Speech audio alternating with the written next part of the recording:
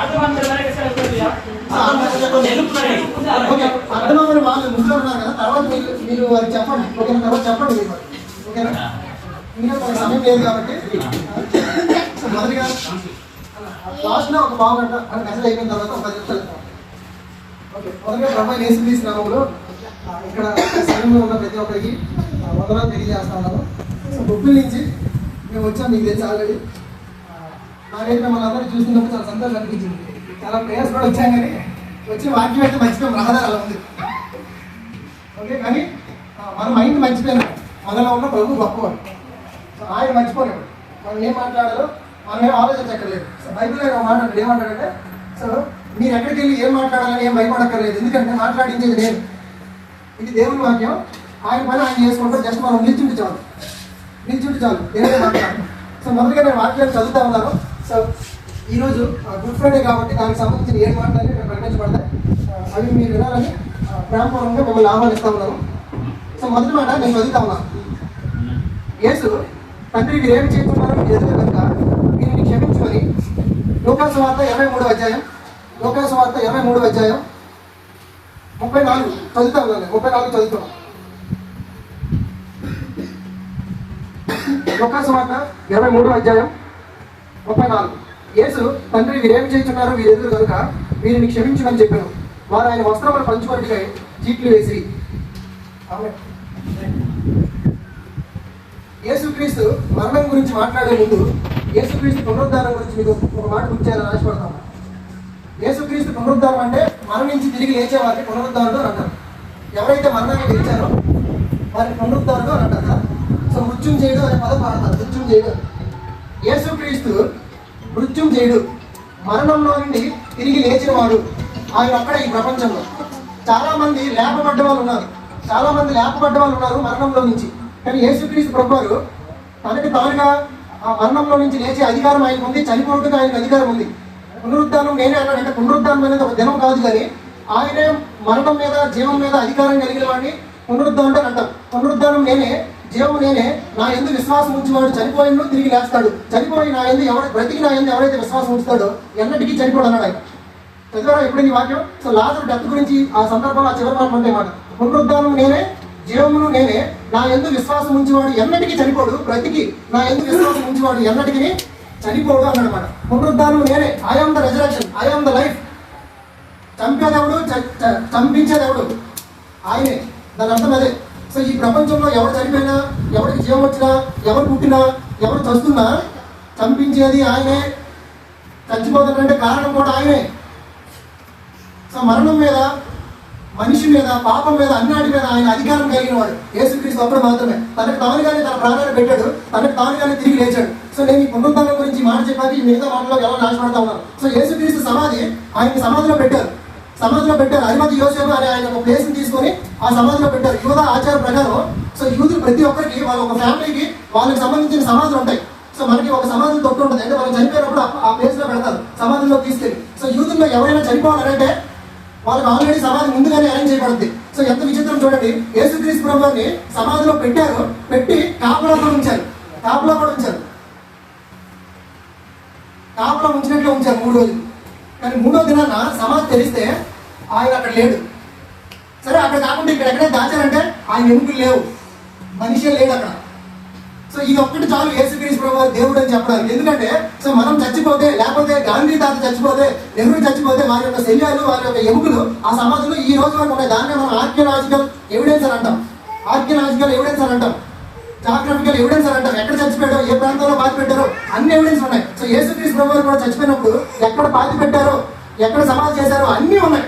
కానీ అందులో ఆయన లేడు, ఆయన ఎముక లేదు, ఆయన శరీరం లేదు, ఆయన పార్ట్స్ ఏమీ లేదు. ఎందుకంటే లాజరు కూడా ఎలా వచ్చాడు? యేసుక్రీస్తు ప్రభువు పిలిస్తే వచ్చాడు. లాజరు నువ్వు బయటికి రాంటి వచ్చాడు సమాధిలో నుంచి. సో ఈ మాట ఏం తెలియజేస్తుందంటే ఆయనే జీవం ఇచ్చేవాడు, ఆయనే పునరుద్ధానం ఇచ్చేవాడు. మనం చనిపోయినా చావు తర్వాత మనకు జీవితం అంటూ ఉంది. సో తనకు తానుగానే ప్రాణం పెట్టగలడు, తనకు తానుగానే అందులో నుంచి బయటకు రావగలడు. సో అలాంటి దేవుడిని తెలుగున్నాం. ఈ రోజు వరకు యేసుక్రీస్తు శరీరం గురించిన ఆధారాలు చారిత్రక పురుషుడే, కానీ ఆయన శరీరం గురించిన ఆధారాలు ఎందుకు లేవంటే ఆయన సమాధిలో లేడు, ఆయన తిరిగి లేచాడు, ఆయన పునరుద్ధాడు. సో అలాంటి వ్యక్తిని ఈయన ఏం చేశారంటే, ఈ వ్యక్తి దేవదోషం చేస్తాడు, దేవుడిని దూషిస్తున్నాడు, మా తండ్రిని దూషిస్తున్నాడు అని చెప్పి సిలువ వేయడానికి యేసుక్రీస్తుని సిలువకు అప్పచెప్పారు అన్నమాట. ఇగో ఆ పిలాతు ఈ విధంగా అంటా ఉన్నాడు. పిలాతు ఆ ఫ్యామిలీకి రాజు స్వప్నంలో దేవుడు కనిపించి చెప్తుంటాడు అన్నమాట. సో ఆయన నిరపరాధి కాబట్టి ఈ దోషారోపణ వాళ్ళ పిల్లల మీద ఉండకూడదని రాజ్యం కనిపించి చెప్పినప్పుడు వాళ్ళ భార్య పిల్లలు వీళ్ళందరూ డిస్కస్ చేసుకుంటారు. యూదులందరూ ఏం చేస్తారంటే ఈయన సిలువేయండి అని అరుస్తారు అన్నమాట యూదులందరూ కూడా. ఎందుకంటే ఆయన మరణానికి సంబంధించి సిలువేయడానికి ఎటువంటి ఆధారం లేదు, ఎటువంటి పాపం లేదు ఆయన దగ్గర. కానీ వాళ్ళందరూ సిలువేయమని అరుస్తూ ఉంటారు అన్నమాట. ఎందుకు? యెహోవా తండ్రి అయిన దేవుడిని తండ్రిగా చెప్పుకుంటున్నాడు, అంటే దేవుడు కుమారుడు ఉన్నాడని, దేవుడు కుమారుడిగా ప్రకటించుకుంటున్నాడని, సన్ ఆఫ్ గాడ్ గా ప్రకటించుకుంటున్నాడని, ఆయన దేవుడు అని చెప్పుకుంటున్నాడని వాళ్ళు సిలువేయమని చెప్పారు అన్నమాట. సో పిలాతు మీద ఒక ప్రసాదం ఇచ్చారు వాళ్ళందరూ కూడా. సో పిలాతు కానీ ఆయన ఎటువంటి ఆయన నిరపరాధి, ఆయన అపరాధం లేదు, ఆయన సిలువేయకూడదు అని పిలాతు వాదిస్తుంటే యూదులు లేదు సిలువేయాలని అని అరుస్తూ ఉన్నారు. పిలాతు కానీ యేసుక్రీస్తు సిలువ విధించలేదనుకో పిలాతు ఒక విధంగా వాళ్ళ దేశానికి వ్యతిరేకంగా మాట్లాడుతున్నట్టు. ఎందుకంటే వాళ్ళ రోమన్ గవర్నమెంట్, రోమాకి ఒకటే ఒక చక్రవర్తి, అదే రోమా చక్రవర్తి. సో చక్రవర్తికి వ్యతిరేకంగా యేసుక్రీస్తులో ఎటువంటి తప్పు లేదంటే ఈయన యూదుల రాజు అని పిలాతు చెప్తున్నాడు. అంటే యూదుల రాజు యేసుక్రీస్తు అయితే మరి రోమా చక్రవర్తి ఏమవుతాడు? కాబట్టి ఇది దేశ నేరం అని అంటామాట. అది నేరంగా చెప్తారు. పిలాతు మీద ఒత్తిడి వస్తుంది కాబట్టి పిలాతు గారు ఒక మాట అంటారు, ఏమంటారంటే ఈయన ఎటువంటి అపరాధం లేదు కానీ ఈయన యొక్క రక్తాపరాధము మా పిల్లల మీద కానీ, నా భార్య మీద కానీ, నా కుటుంబస్తుల్లో ఎవరి మీద రాకూడదని చేతులు దులుపుకుంటాడు పిలాతు. వాళ్ళ భార్య వచ్చి చెప్తుంది మాట, ఏంటి ఈయన ఏ పాపం లేదు, ఈయన ఏ కోసం, ఈయన నీతిమంతుడు, ఈయన ఏ పాపం లేదు, ఈయన మనం సిలువకు అప్పచెప్పకూడదు అని తెప్పించిన సరే యూదులు ఈయన సిలువకి ఎక్కించాలి, ఈయన దేవదోషం చేస్తా ఉన్నాడు అని చెప్పి సిలువకి ఎక్కిస్తారు. పిలాతు యేసుక్రీస్తుకి సిలువ శిక్ష విధించలేదంటే సో కైసర్ వాళ్ళకున్న రాజుకు వ్యతిరేకంగా మాట్లాడుతున్నట్లు కాబట్టి ఆయన పిలాతు కూడా సిలువకు అప్పచెప్పడానికి అంగీకరించాడు అన్నమాట. బలవంతాన్ని అంగీకరించబడ్డాడు. పిలాతు బలవంతాన్ని సైన్ చేశాడు, ఎందుకంటే ఒత్తిడి తెచ్చారు అందరూ కలిసి సిలువ. సో మన దేశంలో కూడా అటువంటివే. సో బలవంతాన్ని పనులు చేపిస్తారు. యేసుక్రీస్తుని మీరు మొక్కితే, యేసుక్రీస్తుని మీరు నమ్ముకుంటే మిమ్మల్ని చంపుతామని అంటారు. సో బలవంతం ఒత్తిడిని మీద తీసుకొస్తారు. అలాగే పిలాతు మీద కూడా ఒత్తిడిని తీసుకొచ్చారు. నువ్వు కానీ యేసుక్రీస్తుకి శిక్ష విధించకపోతే నువ్వు రాజద్రోహానికి పాల్పడే వ్యక్తి అవుతావు, నువ్వు రాజ్యానికి వ్యతిరేకంగా మాట్లాడుతున్నావు కాబట్టి అతని మీద ఒత్తిడి తీసుకొచ్చారు. ఆ ఒత్తిడిలో ఆయన్ని పిలాతు గారు సిలువకు అప్పచెప్పి చెప్పారు. సో అందుకనే యేసుక్రీస్తు ప్రభువారు ఆ సిలువ మీద ఉన్నప్పుడు పలికే మాటలు ఇప్పుడు మనం స్టడీ చేస్తా ఉన్నాం. తండ్రి వీరు ఏం చేస్తున్నారో మీరు ఎదురు కనుక వీరిని క్షమించమని అంటాడు. యేసుక్రీస్తు ప్రభువారు సిలువ మీద ఉన్నారు. అప్పటికే ఆయనకి చేతులకు మేకులు కొట్టబడ్డాయి, కాళ్ళకి మేకులు కొట్టబడ్డాయి. ఏమంటే సో ఆయన యొక్క వస్త్రాలు చీట్లు వేసి పంచుకుంటారు, ఆయన ఉమ్ము వేస్తారు, ఆయన తలకి ముళ్ళ కిరీటం పెట్టారు, ఆయన అవమానిస్తారు వాడు ఇంకో పక్క. సో అలాంటి వాళ్ళని చూసి దేవుడు ఏమంటా ఉన్నాడంటే మీరు ఏం చేస్తారో వీరికి తెలియదు కనుక తండ్రి వీరిని క్షమించు అని అంటాడు. ఏమంటున్నాడు? వీరిని క్షమించారు అంటాడు. సో క్రైస్తవుల దగ్గర మాత్రమే, క్రీస్తుని ఎవరైతే అంగీకరించారో వాళ్ళ దగ్గర మాత్రమే ఈ గుణం ఉన్నది. ప్రపంచంలో ఇంకెక్కడ చూడం, చాలా తక్కువ సందర్భాల్లో చూస్తాం. ప్రపంచంలో ఇంకెక్కడ చూడం, చాలా తక్కువ సందర్భాల్లో చూస్తాం. ఫర్గివ్నెస్, క్షమాపణ.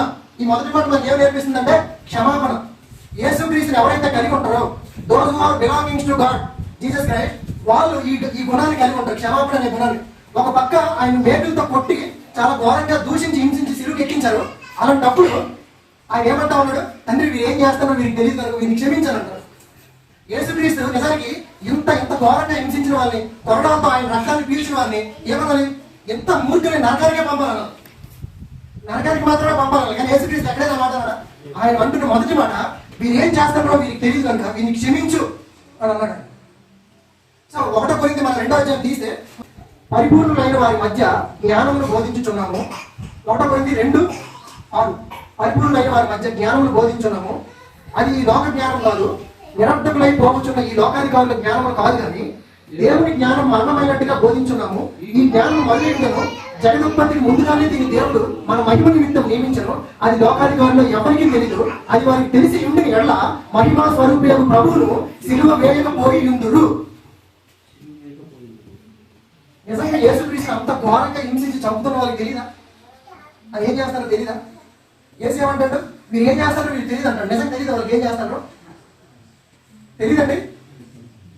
అంటే వీరు ఏం చేస్తున్నారు వీరు ఎదురు వీరిని క్షమించాలంటాడు. వాళ్ళు ఏం చేస్తారో వాళ్ళకి తెలీదా? తెలుసా లేదా? యేసుక్రీస్తు ఉమ్మేసినప్పుడు సెన్స్ పని చేస్తుందా లేదా? వాళ్ళకి బుర్ర పని చేస్తుందా లేదా? మునకిరీటం పెడుతున్నప్పుడు వాళ్ళకి బయట పని చేస్తుందా లేదా? కానీ దేవుడు ఎందుకు ఈ మాట అంటాడు? వాళ్ళకి తెలియదు. మనకి యోనా గ్రంథంలో కూడా చూస్తే వాళ్ళంత ఘోరంగా యూదుని హింసించిన ఆ పాపాన్ని దేవుడు బయట చెప్తూ కుడి కుడి ఎడమలు ఎరుగని జనం అని అంటాడు. అంటే కుడి తెలియదు ఎడం తెలియదు వాళ్ళకి, కుడి ఏదో ఎడమేదో తెలియదు వాళ్ళకి, కానీ కుడి ఎడమలు ఎరుగని జనం అని అంటుంది బైబిల్. దేవుడే సాక్ష్యం ఇస్తా ఉన్నాడు వాళ్ళ గురించి.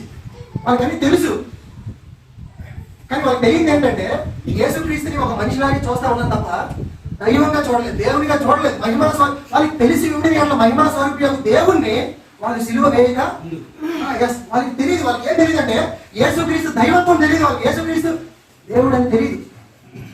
యేసుక్రీస్తు దేవుడు అని తెలియదు కాబట్టి వాళ్ళు ఏం చేశారు, మహిమా స్వరూపి అంటే అదృశ్య దేవుని యొక్క స్వరూపమైన యేసుక్రీస్తుని వాళ్ళు సిలువ వేశారు, సిలువకు అప్పచెప్పారు.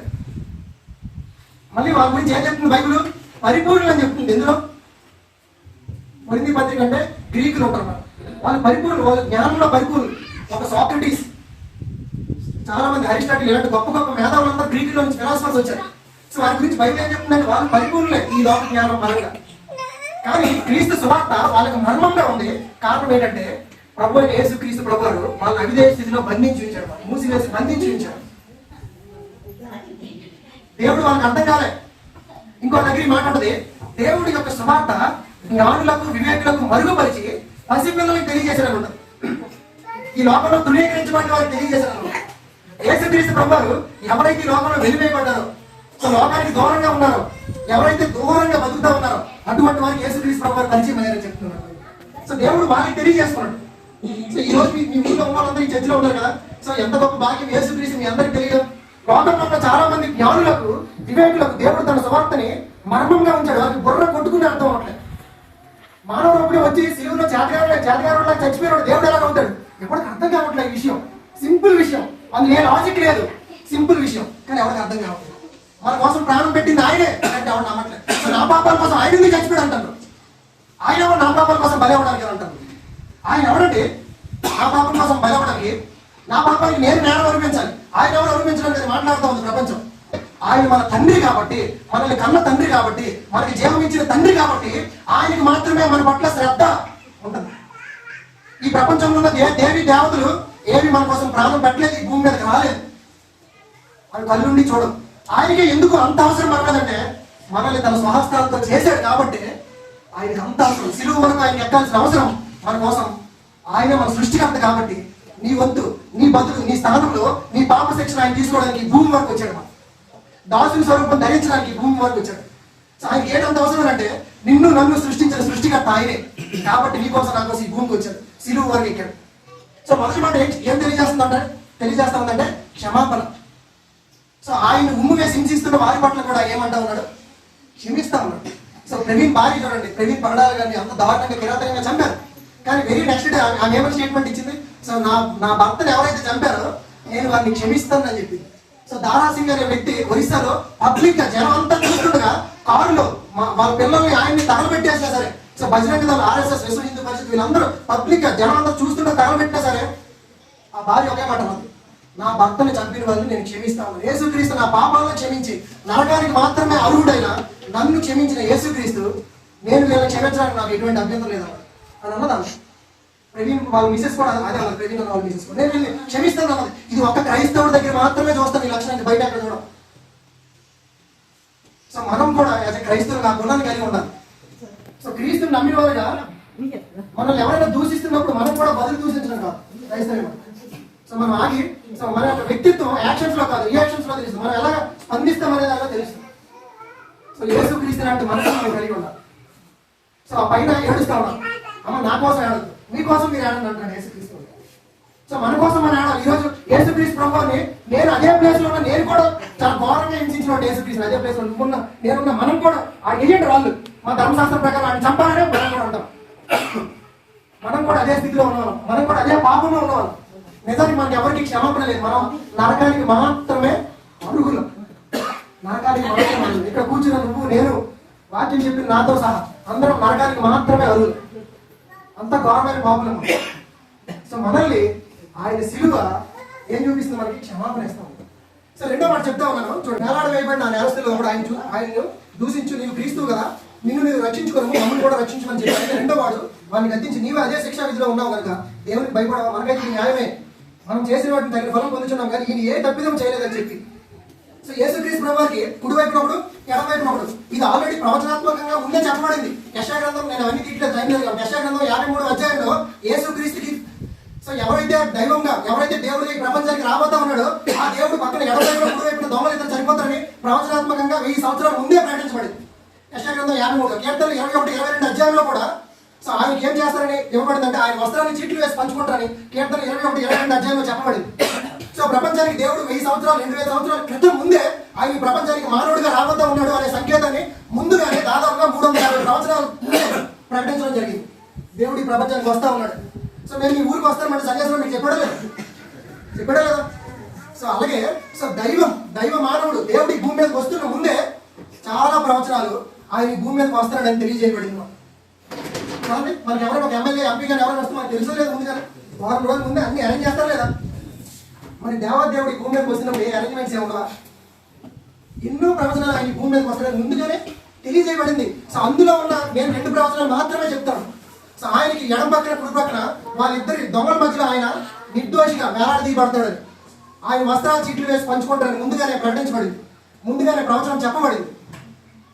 సో అందులో ఆ ఇద్దరు నేరం చేసిన దొంగలు ఇలా మాట్లాడుకుంటూ ఉన్నారు. అందులో ఒక దొంగ అంటా ఉన్నాడు, ఇగో నిజంగా నువ్వు దేవుడు అయితే నిన్ను నువ్వు రక్షించుకొని మమ్మల్ని రక్షించాను అంటాడు ఆయన. ఇంకో దొంగ ఏమంటా ఉన్నాడు, కుడివైపు దొంగ, అరే మనకి ఈ శిక్ష న్యాయమే, కానీ ఆయనలో ఏ పాపం లేదు, ఏ కోసం కూడా ఎక్కడ దోషం లేదు. ఆ దొంగ అంటా ఉన్నాడు, కుడివైపు దొంగ, నీవు నీ రాజ్యంలోనికి, ఇంకో దగ్గర ఉంటుంది, నీవు నీ రాజ్యంతో వచ్చినప్పుడు నన్ను జ్ఞాపకం చేశాను అంటావు. ఆల్రెడీ ఆ దొంగ వినుండొచ్చు సువార్త. యేసుక్రీస్తు ప్రభువు ఇదే భూమి మీద 1000 ఏళ్ళు పరిపాలించబోతా ఉన్నాడు, ఇదే భూమి మీద ఆయన రాజ్య పరిపాలన చేస్తాడు అనేది అక్షర సత్యం, తిరుగులేదు. అమ్మా 1000 సంవత్సరాలు ఇదే భూమి మీద దేవుడు మనల్ని పరిపాలిస్తాడు. ఆ పాలన నీతితో న్యాయంగా జరుగుతుంది. ఆ పాలన 1000 ఏళ్ళు ఇదే భూమి మీద ఆయన పరిపాలన చేస్తాడు. ఎన్నేళ్ళు? 1000 ఏళ్ళు పరిపాలిస్తాడు. సో ఈ దొంగ అంటే ఉన్నాడు, దేవా నీవు నీ రాజ్యంతో వచ్చినప్పుడు నన్ను జ్ఞాపకం చేస్తాను అంటాడు. ఈ దొంగకు అర్థమైంది యేసుక్రీస్తు ఏంటో. అప్పుడు యేసుక్రీస్తు ప్రభువు ఒక అద్భుతమైన మాట ఏమన్నాడంటే, నేడు నీవు నాతో కూడా నిశ్చయముగా అన్నాడు. చూసారా ఆ పద తెలుగు ఉంటుంది, నిశ్చయముగా. నేడు నీవు నాతో పరదేశంలో ముందు అదంతా ఓకే, కానీ నిశ్చయంగా అంటే తిరుగులేదు అని అంటాడు. సో రక్షణ యేసుక్రీస్తు ప్రభువు మానవుడికి ఉచితంగా కృప ద్వారా ఇచ్చేది. ఎష్యూరెన్స్ ఆఫ్ సాల్వేషన్, రక్షణ నిశ్చయంగా పరలోకానికి అర్హత యేసుక్రీస్తు ప్రభువు ఉచితంగా కృప ద్వారా ఉచితంగా ఇచ్చేది. ఏ మానవుడు క్రియల ద్వారా సంపాదించుకోలేడు పరలోక రాజ్యాన్ని. ఏ మనిషి కష్టపడి బాప్టిజం తీసుకోనో, ఎక్కడో మునిగో, డబ్బులు ఇచ్చో, అన్నదానం చేసో సంపాదించుకోలేడు రక్షణ. ఉచితంగా కృప ద్వారా రక్షణ ఉచితం. యేసుక్రీస్తు ప్రభువుకి పాపాలు క్షమించే అధికారం ఉంది. ఆ విషయాన్ని యూదులు తట్టుకోలేక, పాపాలు క్షమించే అధికారం నీకెక్కడిది అని అడుగుతా ఉన్నారు. ఆయన సృష్టికర్త, పాపాలు క్షమించే అధికారం యేసుక్రీస్తుకు మాత్రమే ఉంది. సో ఈ వ్యక్తి పాపాలు క్షమించబడి ఆయన ఈ మాట అంటా ఉన్నాడు, నేడు నీవు నాతో కూడా పరదేశంలో ఉంది నిశ్చయంగా అన్నాడు. అర్థమైందమ్మా? ఈ మాట అర్థమవుతుందా? పరలోక రాజ్యానికి అర్హత నీ క్రియలు బట్టి నా క్రియలు బట్టి కాదు, నీ భక్తిని బట్టి నా భక్తిని బట్టి కాదు, నీ మంచితనం నా మంచితనం మురికి గుడ్డలతో సమానం. అర్థమైందా? సో యేసుక్రీస్తు ప్రభువు ఒక దగ్గర మాట అంటున్నాడు, చాలా అద్భుతంగా అంటున్నాడు. సో పరలోకానికి ఎక్కిపోయేవాడు ఎవడు? అక్కడి నుంచి దిగి వచ్చేవాడు తప్ప. పరలోకానికి ఎక్కాలన్నా ఒక్కడే, అక్కడి నుంచి దిగి రావాలన్నా ఒక్కడే, ఆయన ప్రభు యేసుక్రీస్తు ప్రభువు. సో మన బట్టి మన నీతిని బట్టి మనం పరలోకానికి ఎక్కలేము, దిగలేము, పరలోక రాజ్యానికి అర్హత మనం సంపాదించలేము. ఒక వ్యక్తి మనకు గ్యారంటీ ఇవ్వాలి, ఆయన పేరే యేసుక్రీస్తు ప్రభువు. నీ పాపాలని ఆయన దగ్గర ఒప్పుకొని విడిచిపెట్టి దేవతను క్షమించు అని నువ్వు ఆయన ఎంత విశ్వాసం ఉంచితే ఆ కుడివైపు దొంగలాగా నువ్వు క్షమించబడతావు. నిశ్చయంగా నువ్వు పరలోక రాజ్యం ఉంటావు, నువ్వు నిశ్చయంగా పరలోక రాజ్యం ఉంటావు. ఆ నిశ్చయిత దేవుడు ఏమని తప్పితే ఈ ప్రపంచంలో ఎప్పుడే ఇవ్వలేడు. ఒక యవనస్తుడు ఆయన దగ్గరికి వచ్చి ఉంటా ఈ మాటలు అంటా ఉన్నాడు, దేవా నేను అన్ని పాటించాను, అయినా నేను పరలోకానికి వస్తానని ఎష్యూరెన్స్ నాకు లేదు, నేను ఏం చేస్తే పరలోకం నన్ను అడుగుతా ఉన్నాడు ఆయన. నువ్వు అన్ని పాటించావు కదా, నువ్వు పరలోకం రావాలంటే నీ ఆస్తిని పేదలకు ఇచ్చి నువ్వు నన్ను వచ్చి వెంబడించాను. సో ఈ మాట ఏం తెలియజేస్తుందంటే, పరలోక రాజ్యం సంపాదించడం క్రియల మూలంగా కాదు, కండిషన్ మూలంగా మనం సంపాదించాలి. దానికి గ్యారంటీ ఏంటంటే ఆ వ్యక్తి ఎందుకు ఆస్తి పేదలకు ఇచ్చి పంచిపెట్టి వేసి వెంబడించలేకపోయాడు, అది వాడి వల్ల కాదు. ధర్మశాస్త్రం పాటించి నువ్వు బైబిల్ చదివి నువ్వు ప్రార్థన చేసి పరలోకానికి రాలేవు. పరలోకానికి రావాలంటే కేవలం విశ్వాసం ద్వారా కృప చేతనే. రోజు చర్చిలో కూర్చొని బైబిల్ చదివితే మీరు పరలోకానికి రారు. రోజు మీరు ప్రార్థన చేసినంత మాత్రాన పరలోకానికి రాదు. మీరు యేసుక్రీస్తు విశ్వాసం ఉంచకపోతే పరలోకానికి అర్హత. సో ఎష్యూరెన్స్ ఆయన నిశ్చయముగా ఆయన మిమ్మల్ని రక్షించాలి. ఆయన తప్ప వేరొక మార్గం లేదు. ఆయనే జీవ మార్గం సత్యం. ఆయన ద్వారా తప్ప ఎవడు పరలోకానికి రాడు. సో నిశ్చయంగా నేడు నీ నాతో కూడా పరదేశంలో ఉంది. ఆయన సిలువలో అడుగుతున్న రెండో మాట గొప్ప నిరీక్షణ. మొదటిది క్షమాపణ అయితే రెండోది నిరీక్షణ. యేసుక్రీస్తు ప్రభువు ఇక్కడ కూర్చుని మనందరికీ మరణం తర్వాత ఒక జీవితం అని చెప్తా ఉన్నాడు, పలుకుతా ఉన్నాడు. ఒకసారి మార్క్స్ పదాలు చెప్తాం. మొదలుకొని 3 గంటల వరకు ఆ దేశం అంతా చేయగలరు. 3 గంటలకు ఏలి లామా సభక్తాన్ని దగ్గరగా కేక వేశారు. ఆ మాటకి నా దేవా నన్ను ఎందుకు చేయి వెన్నాడితోని అర్థం. సో మధ్యాహ్నం మొదలుకొని 3 గంటల వరకు ఆ దేశం అంతటా చీకటి కప్పింది. ఆ రోజు గ్రహణం కాదు. కానీ మధ్యాహ్నం 3 గంటలు మొదలుకొని సాయంత్రం వరకు ఏమైనా ఉంది, మొత్తం దేశం అంతటా చీకటి కమ్మిందండి. సో నా దేవా నా చెయ్యి వెన్నాడితివి అని యేసుక్రీస్తు ప్రభువు ఒక ఆక్రందన గట్టిగా అరిచారన్నమాట దగ్గరగా. సో మొదటి మాట క్షమాపణ అయితే, రెండో మాట నిరీక్షణ అయితే, నాలుగో మాట ఏంటంటే ఆక్రందన. చాలా గట్టిగా అరిచారన్నమాట. సో ఎంత గట్టిగా అరిచారంటే సిలువ మీద ఉన్న వ్యక్తి ఎవరు మంచి మాట్లాడు, ఇటువైపు ఉన్న దొంగలు కింద ఎవరైతే వాళ్ళు సిలువ వేశారో శపిస్తారన్నమాట. మీరు దాన్ని సిలువ వేశారు కదా కాబట్టి ఆ ఉసురు మీ మీద ఉండదని సిలువ మీద ఉన్నాడు కింద సిలువ వేసిన వాళ్ళు తిడతారు. కానీ యేసుక్రీస్తు ప్రభువు ఎక్కడ దూషించినట్లు చూడమ్మా, చూడం. ఆయన ఏమైనా అడుగుతా ఉన్నాడంటే నా దేవా నా చెయ్యింది విడిచిపెట్టేవారు అంటారు. సో సింబాలిక్గా అక్కడ రాయబడింది కదా అన్నమాట, దేశం అంతటా చీకటి కమ్మిందంట సాయంత్రం అదంతా మొదలుకొని. సో అదేం సింబాలిక్గా తెలియజేస్తా ఉంది అని అంటే, సో తండ్రి అయిన దేవుడు యేసుక్రీస్తు పాపముగా చేయబడినందుకు అది చూడడానికి కూడా ఇష్టపడలేదు. తండ్రి అయిన దేవుడు యేసుక్రీస్తు చెయ్యిని విడనాడాడు. ఎందుకంటే యేసుక్రీస్తు పాపముగా చేయబడ్డాడు. సో నేను కొరింథీ పత్రిక కూడా తీసి చదవట్లేదామా, నేనే చదువుతా ఉన్నాను. మనము నీతి ఎగురట్లు, ఆయన యందు నీతి ఎగురట్లు పాపం ఎరుగని యేసుక్రీస్తు ప్రభు మన కోసం పాపముగా చేయబడిన అని ఉంటుంది. పాపం ఎరుగని ఆయన నీ కోసం నా కోసం ఎలా చేయబడ్డాడు? పాపిగా కాదు, పాపముగా చేయబడ్డాడు. ఆయనలో ఏ కోసాల పాపం లేదు, ఆయన పాపిగా చేయబడ్డాడు మనం నీతి అవ్వడానికి. సో దాన్ని డాక్టర్ ఆఫ్ ఇంపుటేషన్ అని అంటాం. ఏమంటాం? డాక్టర్ ఆఫ్ ఇంపుటేషన్ అంటే ఆపాద సిద్ధాంతం. సో నీకు బదులుగా నాకు బదులుగా రావాల్సిన శిక్షని ఆయన తీసుకున్నాడు. నీ మీద నా మీద పడాల్సిన శిక్షని ఆయన అనుభవించాడు. ఆయన అనుభవించింది మహా ఎన్ని గంటలు? ఒక 10 గంటలు మాత్రమే. సో కాబట్టి 10 గంటల శిక్ష మనం ఇచ్చే నరకానికి మాత్రమే అర్హమైన ఈ శిక్ష, నిత్యత్వపు శిక్ష ఈ 7 గంటలకు ఎలా సాధ్యమవుతుంది? ఎలా ఈక్వల్ అవుద్ది? 7 గంటలే కదా ఆయన కష్టపడి సిలువ మీద ఉన్నది, అంత భారం అంతా మోసింది. 7 గంటలే కదా ఒక హింస పొందింది. ఒక వ్యక్తి పాపం చేస్తే వానికి శిక్ష నిత్యత్వపు శిక్ష నరకం. నిత్యము యుగయుగాలు అగ్నిగుండంలో ఆ చీకటిలో కళ్ళు కొరుకుతూ యుగయుగాలు అగ్నిగుండంలో ఉండాలి. ఇంత నిత్యత్వపు శిక్ష 7 గంటలకు ఎలా సమానమైంది? నీకు నాకు అర్థం కాకపోవచ్చు. ఆయన వర్తమాన కాలాలు, ఆయన కాలానికి అతీతుడు. ఆయన శిక్ష ఎటర్నల్ నిత్యత్వపు శిక్షణ ఆయన అనుభవించాడు. 7 గంటల కాదు, నిత్యత్వం. బైబిల్లో ఒక దగ్గర మాట ఉంటుంది, పురాతన కాలం మొదలుకొని శాశ్వత కాలం వరకు బలి అవుతున్న దేవుని గొర్రె పిల్ల. ఆయన శిక్ష అపరాధంలో ఎప్పుడు పాపం చేశారో అప్పుడే స్టార్ట్ అయింది. కానీ ఆయన యొక్క సూచన శిక్ష బయటపడింది యెరూషలేములో మానవ రూపంలో వచ్చినప్పుడు. పురాతన కాలం మొదలుకొని శాశ్వత కాలం వరకు బలి అవుతున్న దేవుని గొర్రె పిల్ల. అర్థమైందా? ఆయన నిత్యత్వం శిక్షణ అనిపించాడు 7 గంటలుగా. నీ కోసం నా కోసం నువ్వు నేను నిత్య నరకానికి మాత్రమే, నిత్యము యుగయుగాలు అగ్నిగుండంలో పళ్ళు కొరుకుంటాల్సిన మనము ఆయన మనకు బదులుగా మన శిక్షణ ఆయన తీసుకొని మన కోసం ఆయన నిత్యత్వపు శిక్షణ అనిపించాడు. మీకు అర్థమవుతా ఉందండి? సో తండ్రి అయిన దేవుడు యేసుక్రీస్తు ప్రభు గారి చేతుల్ని విడిచిపెట్టాడు అన్నమాట. ఎవరి కోసం? నీ చెయ్యి నా చెయ్యి పట్టుకోవడానికి. నీ చెయ్యి నా చెయ్యి పట్టుకొని ఆయన ఎవరి చెయ్యి విడిచిపెట్టాడు? తన ప్రియ కుమారుడు యేసుక్రీస్తు చెయ్యి వెన్నాడాడు. ఆయన చూడడానికి కూడా ఇష్టపడలేదు. ఎందుకంటే దేశం అంతటా చీకటి కమ్మింది. దేశం ఎక్కడ వెలుగులేదు. దేశం మొత్తం 3 గంటలు మొదలుకొని మొత్తం చీకటి కమ్మింది. దేవుడు చూడడానికి ఇష్టపడలే. నీకోసం నా కోసం, నీ వంతు నా వంతు, నీకు బదులు నాకు బదులు ఆయన మన శిక్షణ తీసుకుంది. సిలువలో వేదన పడ్డాడు. ఎవరి కోసం? అయ్యో దేవుడు ఎంత వేదన పడ్డాడా? ఆయన కోసం ఏడవద్దు మీరు, మన కోసం మనం ఏడాలి. ఎవరు క్షమించండి. సో నా కోసం ఎంత శిక్ష భరించారు, నా కోసం ఈ భూమి మీదకి వచ్చారు కాబట్టి ఎవరు నా పాపాన్ని క్షమించండి, నేను మీ దగ్గరికి వస్తాను, నా పాపాన్ని క్షమించి నన్ను పవిత్రపరచండి అని ఒక మాట ఈరోజు మీరు అడగాలని దేవుడు ఇష్టపడుతున్నాను. ఇదిగో దేవా నా జీవితం ఆపాదమస్తకం నీ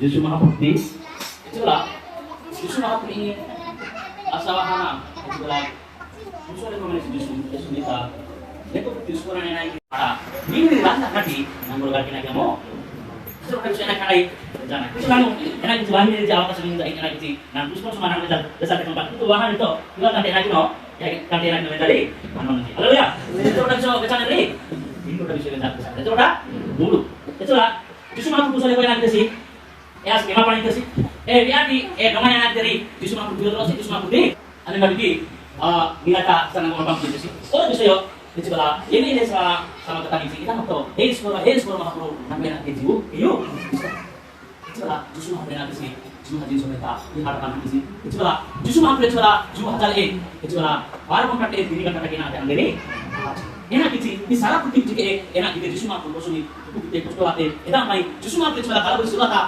mungkin join lah ya saya ini Yesus hadir nih Yesus nih kan nanti kelas saya ini Anen tu, kerana mula anda semua kita tak kenal jadi berapa cuma anda kalau berpun nanti Yesus nih kan enak tu mana tu buat itu sudah nak malu, kenapa? Ini itu orang bisa nak sih kayak anda mana tadi, ada kenapa? Ini sudah ada itu enak gitu, minggu bahasa pun tidak terkawati, enak kita kali, ada itu enak gitu nago, minggu nggak bahasa tu mesin tak kawati, itu enak kita jadi, menjadi, ada kenapa? Oleh malu, kalau ayah dia semua ni no, enak gitu ikut semua pasir muncul yang enak gitu, mukul mandi kawati enak isi ewaki kalau semua hidup anu jangan lebih jam satu atau macam mana ni jangan lebih mulai itu problem desa pura macam jangan cuma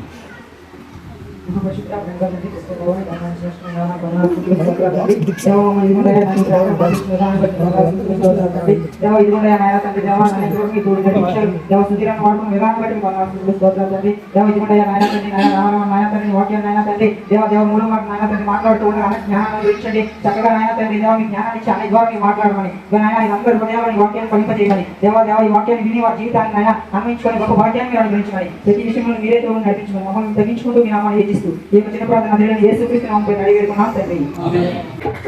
నీవు నాతో ఉన్నావయ్యా నాకు భయమేలా యేసయ్యా నీవు నాలోనే ఉన్నావయ్యా నాకు భయమేలా యేసయ్యా నాకు భయమేలా నాకు యేసయ్యా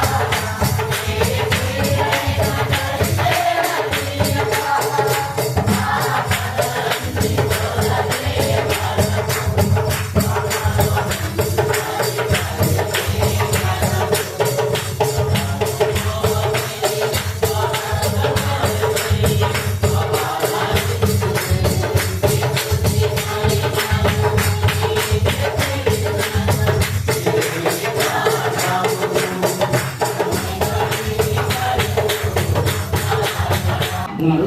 జిఎస్ఏ సంఘ మరి సంఘ కాపరికి డానియల్ అమ్మ గారికి నా కుటుంబానికి సంఘం యావత్తు కూడా తెలియజేస్తాను. మాది ఈ దగ్గరలో ఉన్నటువంటి కుప్పలు అనే పట్టణం అనమాట. ఆ పట్టణంలో సతీష్, రంజిత్, సన్యాసరావు ఇలా తమ్ముడు ఎంతో మంది అక్కడైతే ఇక్కడికి మేము రావడం చాలా ఇప్పుడు మేము ప్లాన్ చేసుకున్నాం.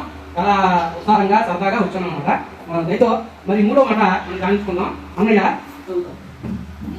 వ్యవహార తర్వాత 19:26-27 Dake kita manani nasana electricity he iya memu ni miresi dayu jusu sisui electricity idi ni iya dina sisu jusu iya ni kami hijo electricity అయిపోయినా ఓకే. మనము మూడో మాటగా ప్రభువైన యేసుక్రీస్తు వారు సర్వలోకం నిమిత్తము నీ నిమిత్తము నా నిమిత్తము ఆయన మరణం పొందుతూ ఉంటుండగా మనం ఆయన రక్తము కాచి నీ కోసం నా కోసం ప్రాణం పెట్టేటటువంటి సమయంలో ఆయన ఒక గొప్ప మాట మూడో మాటగా మనం చెప్పుకుందాం. ఈరోజు ప్రపంచం యావత్తు మొత్తం భూగోళం మొత్తం కూడాను ఇదేనా ఇది మహా శుక్రవారము, చాలా శ్రేష్టమైన శుక్రవారము, చాలా మంచి శుక్రవారము, చాలా విశిష్టమైనటువంటి శుక్రవారము. శుక్రవారాల సంవత్సరం అంతా కూడా అసలైనటువంటి ఒక శుక్రవారంగా ప్రపంచం యావత్తు చరిత్ర జ్ఞానులు మేధావులు పెద్దవారు ఇది మహా శుక్రవారం దీన్ని పెద్ద పేరు పెట్టారు. కారణం ఏంటంటే ప్రపంచానికి ప్రపంచం మీద ఉన్న సమస్త జనుల నిమిత్తం నీ నిమిత్తం నా నిమిత్తం కూడాను యావాది దేవుడై ఉన్నటువంటి ఆ ప్రభువైన వారు ఈ భూమి మీదకి సశరీరుడుగా నీలాగా నాలాగా శరీరం దాల్చి భూమి మీదకి వచ్చి ఆయన మరణమైనటువంటి దినం. ఆ మరణంలో ఎంత గొప్పదంటే మానవానికి విముక్తి ఉంది. మానవునికి గొప్పమైనటువంటి నిరీక్షణ, క్షమాపణ, ఆదరణ ఉంది అన్నది తెలియజేయడానికి ఈ మహాశుక్రవారం నిజంగా నువ్వు నేనే ఇక్కడే కాదు ప్రపంచం మొత్తం ఇది మహాశుక్రవారం అన్నటువంటి ఒక ఉత్సవాన్ని ఒక పండుగను చేసుకుంటున్నటువంటి ప్రజానికం మానవాళి. అయితే ఆ శిలువు మీద ప్రభువు దేవుడు మన నిమిత్తము ఒక చక్కని మాట ఆయన ఆడారు. ఏంటంటే ఆ మీద ఉన్నటువంటి రెండో మాట ప్రభువు శిలువు మీద పలుకుతా ఉన్నారు. ఈ రెండో మాట పైకి మూడో మాట అంటున్నారు. శిలువు మీద ఆయన వేలాడుతూ ఉంటున్నారు. అలా వేలాడుతూ ఉంటుంటే పక్కన సైనికులు, పోలీసు ఇలాగ వారి అమ్మ, వారి తల్లి గారు, ఆ తల్లి యొక్క స్నేహితులు యేసు ప్రభువుని ఎరిగినటువంటి వారు అనగా నీకులాగా నాకులాగా ఆయన శిష్యులుగా విశ్వాసంగా ఉన్నటువంటి మరి నలుగురు తల్లులు వీళ్ళందరూ ఉంటున్నారు. ప్రభువారు భూమికి ఆకాశానికి ఇలా వేలాడుతున్నటువంటి ఆ దృశ్యంలో ఆ ప్రక్కనే ఆయన తల్లి ఉన్నారు. ఆయన తల్లి పేరు మరి కదా, మరి ఆయన తల్లి యొక్క సహోదరి అంటే చెల్లి, మరి ఇంకా ఇంకొక ఉన్నారు లోప భార్య, ఒక భార్య మక్కలేని భార్య. వీరు స్త్రీలు, నలుగురు స్త్రీలు ఉంటున్నారు. అటు మరి పోలీసులు ఉంటారు, ఇంకా అధికారులు ఉన్నారు. ఏదేమైనా ప్రభువారు రక్తాన్ని చిందించి మరణం అవుతున్నటువంటి సమయం ఉదయం ప్రమాదం 9 గంటల నుంచి మధ్యాహ్నం 3 గంటల వరకు ఆయన శిలువ మీద వేలాడుతూ ఉన్నటువంటి సందర్భం. ఆ శిలువ యాతనలో, ఆ శిలువ బాధలో, ఆ శిలువ యొక్క కష్టంలో ఆయన ఎంతగా మరి నీ కోసం నా కోసం పరితపిస్తున్నాడు అంటే అటువంటి అక్కడ ఏమన్నారంటే వారు ఉన్నారు ఉండి యేసుప్రభు వారు తన తల్లిని చూశాడు. ఏమేనంటే దగ్గర నిల్చున్నారు. ఈ సిలువ దగ్గరలో మరి ఆయన యొక్క తల్లిగా ఉన్నారు. యేసుప్రభుని బాగా ప్రేమించినటువంటి శిష్యుడు ఉన్నాడు. ఆయన పేరు యోహాన్. ఏమండి యోహాన్. వీళ్ళు చూశారు ప్రభు ఆయన నుంచి ఆ రక్తం కాల్చుతూ మరి ఎంతో ఆ మండు ఎండలో కష్టపడుతూ బాధపడుతూ ఆయన నాన్నగా ఉన్నట్టు లోకానికి దేవాది దేవుడు ఈ భూమి మీదకి నీళ్ళగా మనిషిగా వచ్చాడు.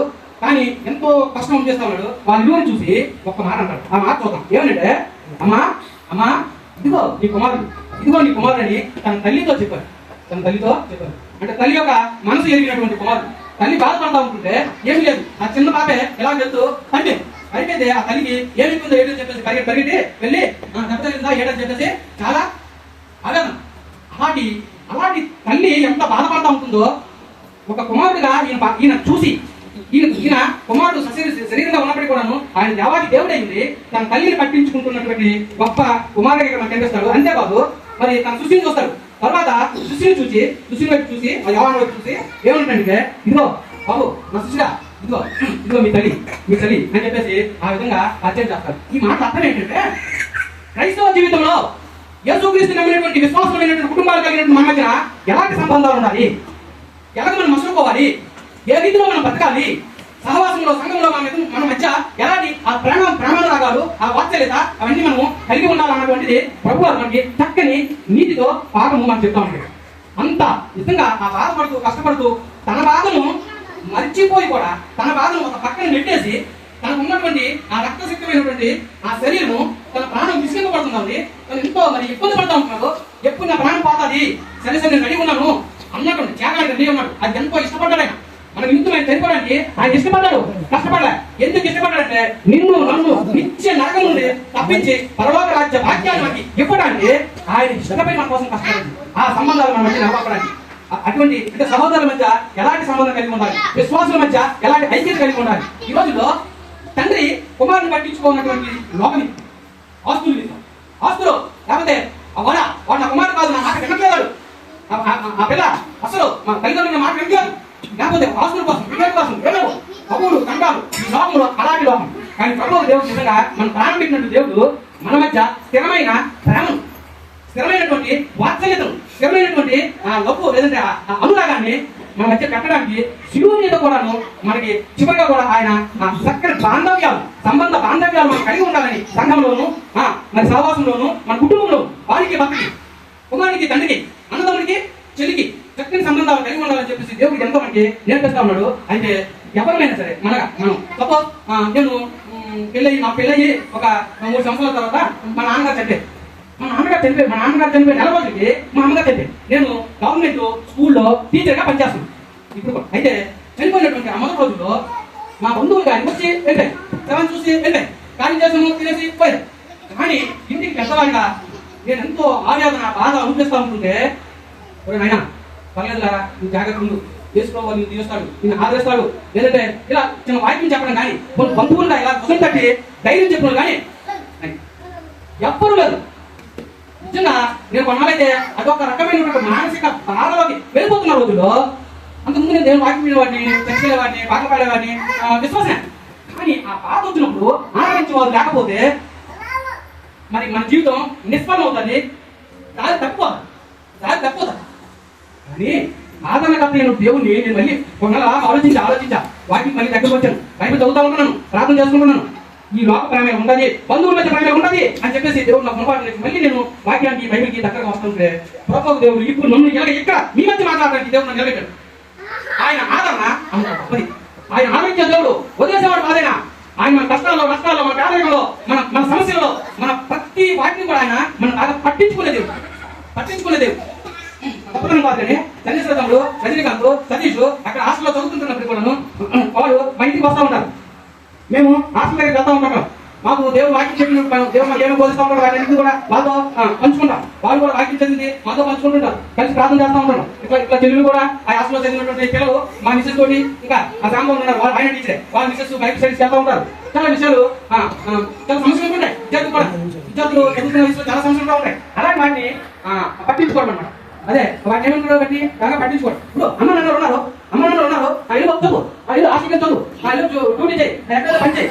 అక్కడ ఏ రీతిలో ఉన్నారు, ఎలా ఉన్నారు, ఏం చేస్తున్నారు, దైవాన్ని చక్కగా ఉన్నారా, ప్రార్థన చేసుకుంటున్నారా, లేకపోతే దేవుని వాక్యంకి చదువుకుంటున్నారా, ధ్యానిస్తున్నారా, చిన్నగా ఏమి తల్లిదండ్రులు పట్టించుకోము అంతగా అని నిజంగా మాకు గొప్ప సావాసం మేము అక్కడ కలిగి ఉంటాం.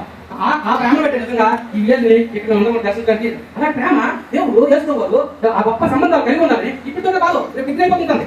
డిగ్రీ అయిన తర్వాత సన్నిశ్రమం ఎవరు తెలియదు, రంజితవరం తెలియదు, సన్నిశ్రమం తెలియదు. అది కాదు, శాశ్వతమైన ప్రేమ, శాశ్వతమైన ఆదరణ ఆయన మన పట్ల చూపిస్తున్నట్టు గొప్ప దేవుడు కనుక ఈ ఆదరణ అసలు మనం ఎక్కడ ఆదరణ పొందుతున్నాము ఎవరు చెప్పండి.